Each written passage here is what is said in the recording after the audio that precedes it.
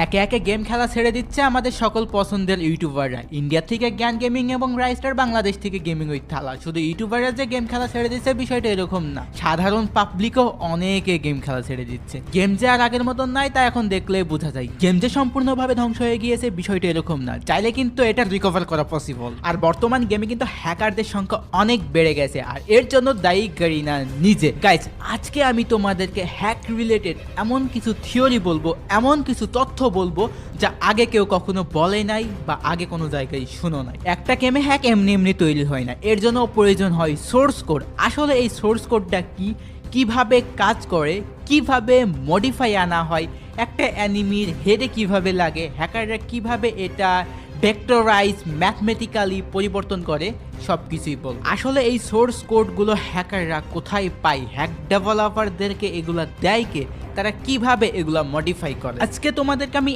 এমন তথ্য দিব যা আগে কেউই দেয় না। এমনও হইতে পারে ভিডিওটা আপলোড দেওয়ার পরে ইউটিউবে নাও থাকতে পারে, স্ট্রাইক দিয়ে ভিডিওটা উড়াইও দিতে পারে। এর জন্য তোমাদেরকে বলতেছি সকলে ভিডিওটা শেয়ার করবা। এখন শেয়ার করতে বলতেছি না, সম্পূর্ণ ভিডিওটা দেখবা, বুঝবা, আদেও আমি কি তোমাদেরকে ইনফরমেশনটা দিয়েছি আমার লজিকটা বুঝবা। আর তোমাদেরকে একটা কথা বলতেছি, ভিডিওটা পারলে ডাউনলোড দিয়ে রাখো, বিভিন্ন প্ল্যাটফর্মে তোমরা আপলোড দিও। আমার এই ভিডিও তোমরা যে কোনো জায়গায় আপলোড দিতে পারো, এর জন্য কোনো গাইডলাইন আসবে না। আমার পক্ষ থেকে একদম ফ্রি ফর এভরিওয়ান। তোমরা টিকটক, ইউটিউব শর্টস, আদার্স কোনো প্ল্যাটফর্ম থাকলে আপলোড দিবা নির্দ্বিধায়। ওই যে একটা কথাই আছে না, একতাই বল। অর্থাৎ তোমরা যত বেশি হাইপে উঠাইবা, যত বেশি এটা নিয়ে কথা বলবে। আচ্ছা, তোমরাই প্রশ্ন করো ভাই, তোমরা নিজেদেরকে নিজেরা প্রশ্ন করো এগুলা কিভাবে সম্ভব। একটা সোর্স কোড যদি একটা ডেভেলপার না জানে, সেটার মধ্যে কিভাবে তারা নাড়াচাড়া করবে। শুধু এটাই নয় ভাই, হ্যাকাররা বিভিন্ন ধরনের ম্যাথমেটিক্যাল মান বা ভেক্টর মান বদলে দেয়।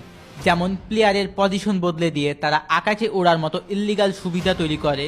কেউ কেউ এক শটে একাধিক অ্যানিমিকে মারার মতো কোড মডিফাই করে, যাতে গেমের ফিজিক্স পুরোপুরি ভেঙে যায়। এর মানে গাইজ বুঝতেছো, ওই গেমটা যারা খেলবে ওই হ্যাক ভার্সন দিয়ে তাদের হাতে পুরো কন্ট্রোলটা তারা নিজেদের ইচ্ছা মতোই মডিফাই করতে পারতেছে। শুধু এটাই নয় ভাই, লোকেশন হ্যাকও রয়েছে।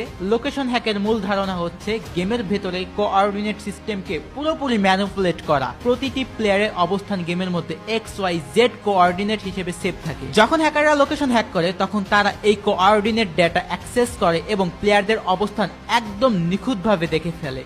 এটা অনেকটা এমন ভাবে কাজ করে যে গেমের কোডে প্রতিটি প্লেয়ারের পজিশন আপডেট হচ্ছে প্রতিটি মুহূর্তে, আর হ্যাকাররা সেই ডেটা রিড করে প্লেয়ারদের স্ক্রিনের অ্যাঙ্গেলে, ডিস্টেন্স বা কোন দিক থেকে অ্যানিমি আসতেছে তা দেখতে পারে। এক কথা, এটা পুরোপুরি ম্যাথমেটিক্যাল কোঅর্ডিনেট সিস্টেমের তথ্যকে ভিজুয়াল ফর্মে রূপান্তর করে। আর